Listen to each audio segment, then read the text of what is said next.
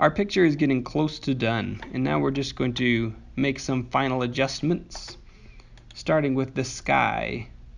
So I will go over and click on the sky layer, and there were some nice clouds and different colors in this sky.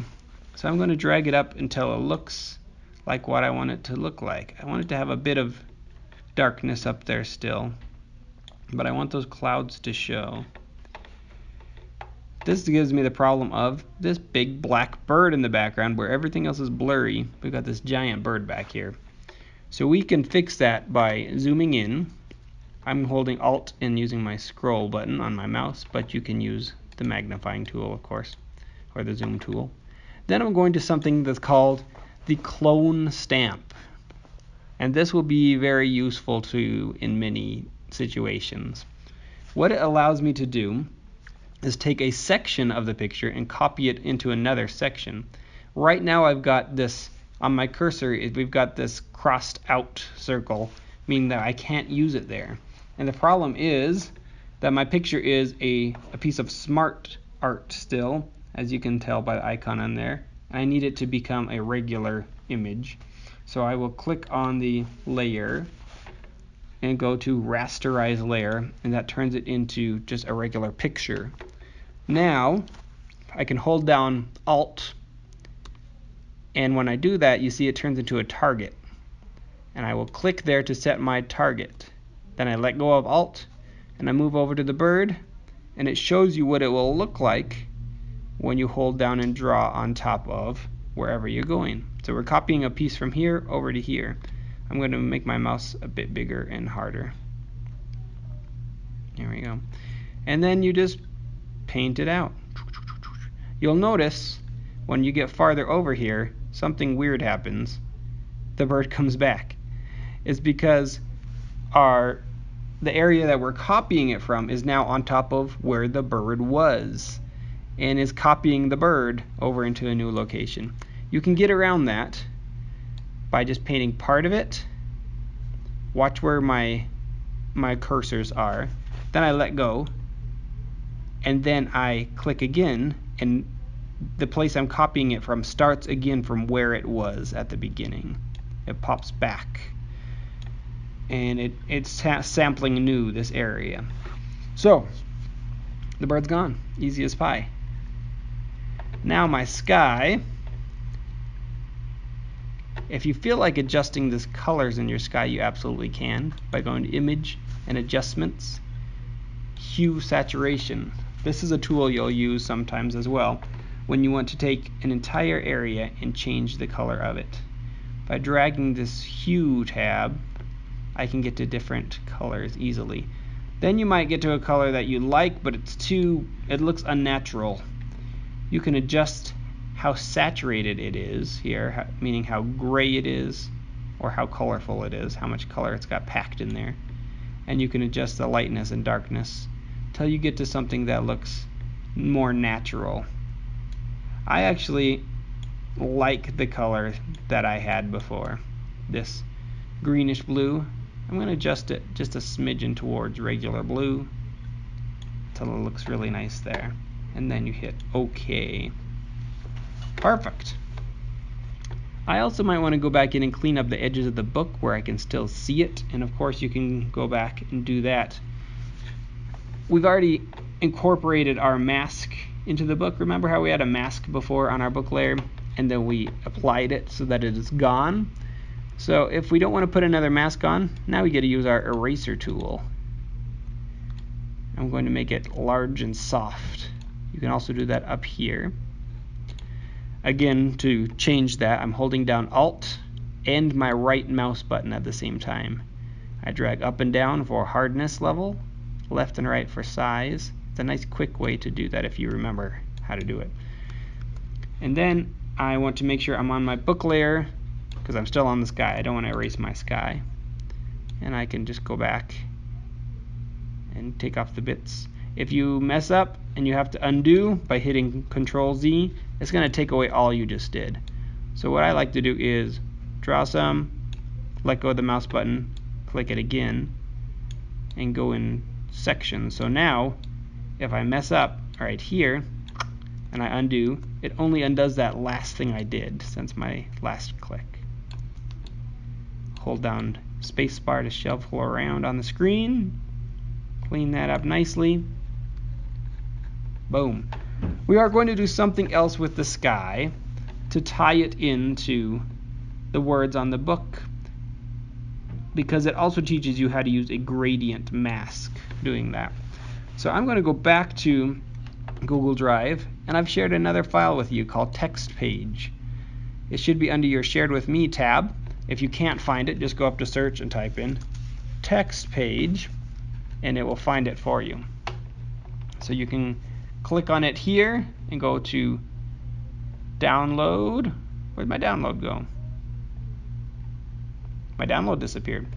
Oh, right here. Sometimes it's under that menu, sometimes it's got its own icon. I don't know how they decide what to do.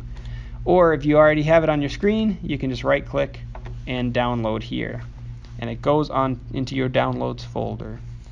So now I could open my downloads folder by clicking here and saying show in folder, or I can also open my downloads folder just by going to downloads in my file menu, and I've got my text page there. I could drag that into Photoshop, flop it on there, and it will be on the front of everything.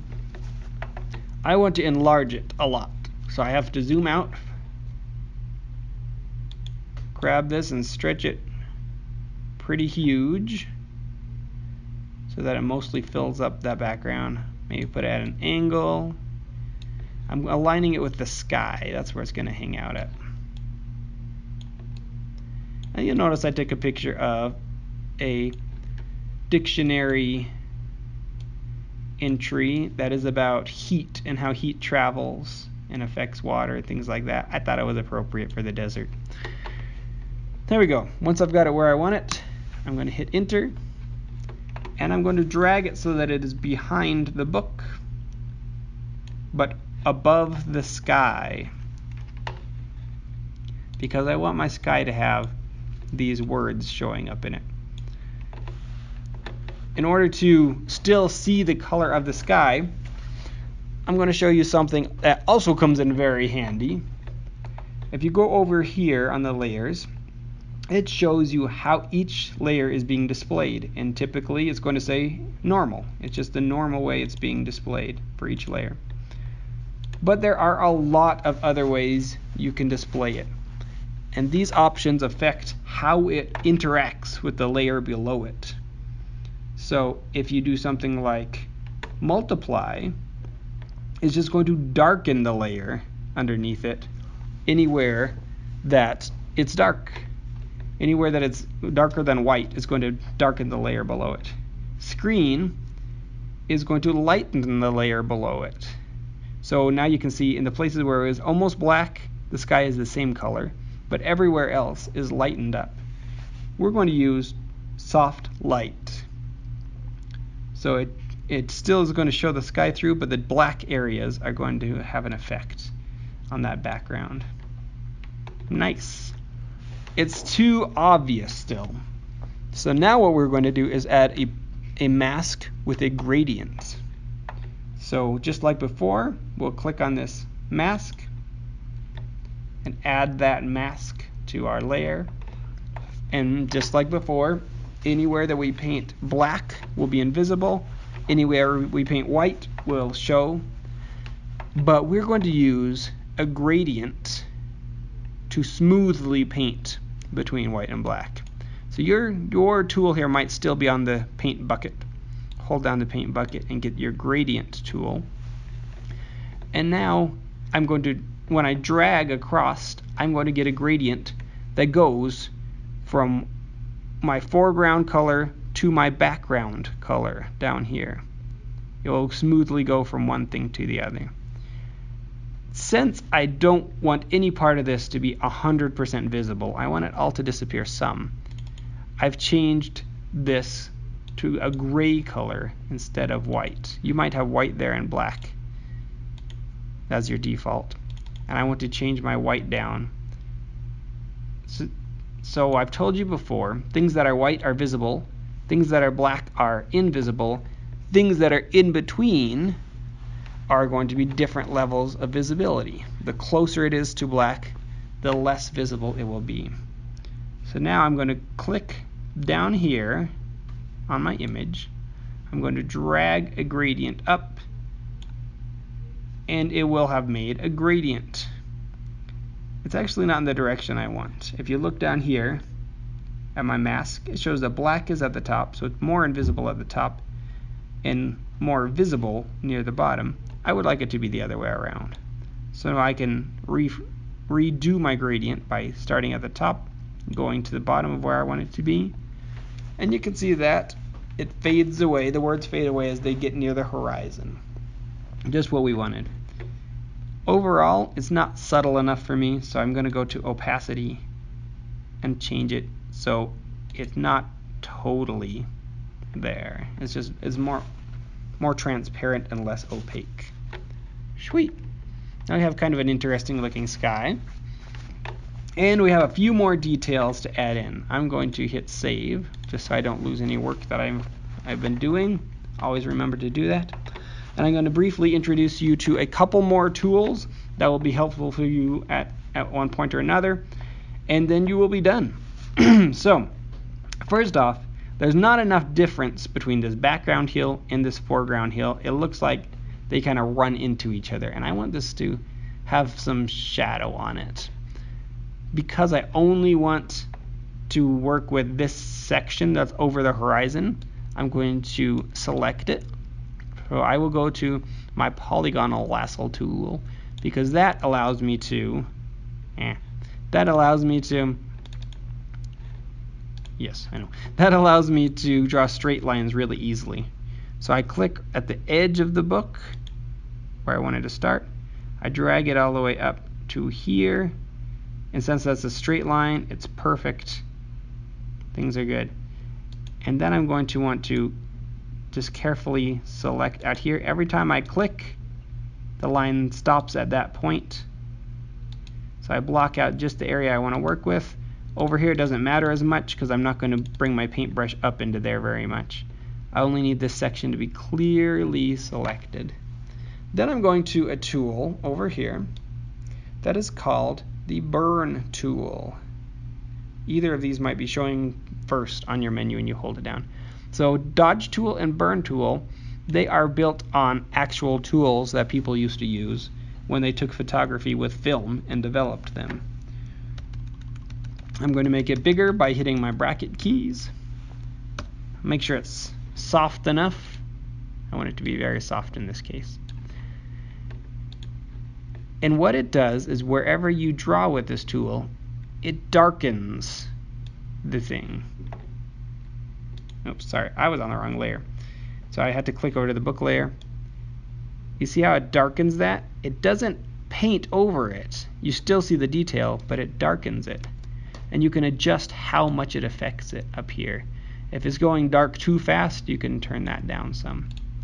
So I'm going to take this, I'm going to carefully draw across this edge to darken that down just to where I want it to be. Maybe that was a bit too much up there, so I'm going to hit Control Z, take it back.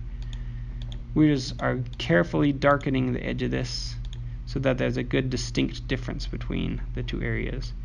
I might lightly draw a line back here as well, allow that hill to be kind of darker. So we have some variation in there. Perfect. When we're all happy with that, we can hit Control D and it deselects things. So now there's much more of a difference between those two areas and it looks much better. I'm going to hit Control S on my keyboard to save. Last thing that we're going to do. This is kind of optional, but I'd like you to try it so you get to learn this tool. I want to put some footprints behind the camels as if this actually were sand, and when they step in the words, the sands kind of blur and change it up. So I'm going to use, first off, this smudge tool, which is right here. You might be on the blur tool, and you want to click on it and go to the smudge tool. And this You're going to want to take it easy with this tool because it uses a lot of processing power on your computer. If you don't have a computer that's a pretty fast one, you can get frozen up quickly. So take your time with this. What I'm going to do is zoom in behind my camels. I'm going to make my brush a good size and a good softness. Let me make sure it is where I want it to be. Pretty soft. And then I'm going to smudge the ground by clicking and dragging in the direction that I want it to blur and smudge.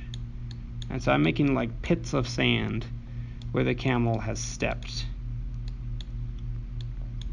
where the words have become blurred because the camels and the person has stepped there.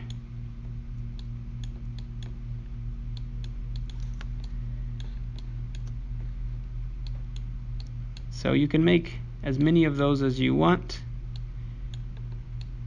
Just kind of remember where they are because you're going to have to come back to them now.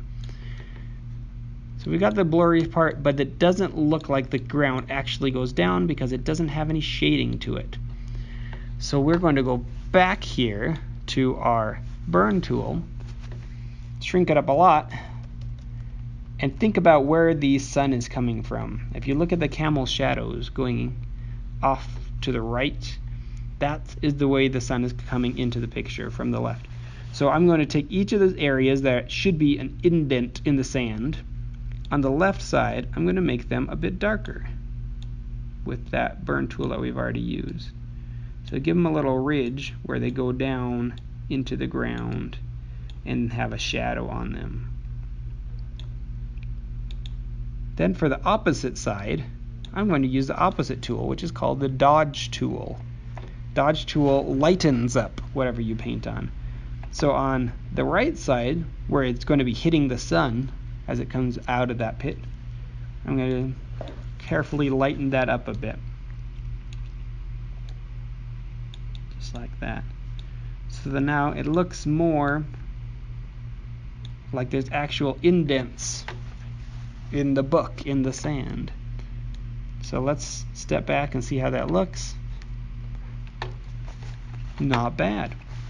So I'll let you make as many footprints as you want to in the sand using that technique. Then all you have to do is, look through, make sure everything looks nice, and you can just hit save. Now to send me a copy of this picture, I don't want your Photoshop file because that would mean that I have to open it up in Photoshop in order to view it, and I just want to be able to see it in my email, on my computer, etc. So to export, we're going to go to File, Export, and we will typically use Export As. Click on that, and this window takes a few seconds to come up, and this is a fast computer. On other computers it might take more than a few seconds to come up. Here we get to choose what our image type is. PNG is a good option. JPEG is also a good option. The other two won't really work for keeping the quality for what we need right now. So you can choose to export it at the full size it is, or you can choose to scale it down to a smaller size. When you email it to me, I'm happy with it being down to like 50% of its size. It'll be a smaller file. But if you're ever going to print this, or you want to share it with somebody and then want them to be able to look at the detail, you'll want to keep that at 100%. Then you hit Export All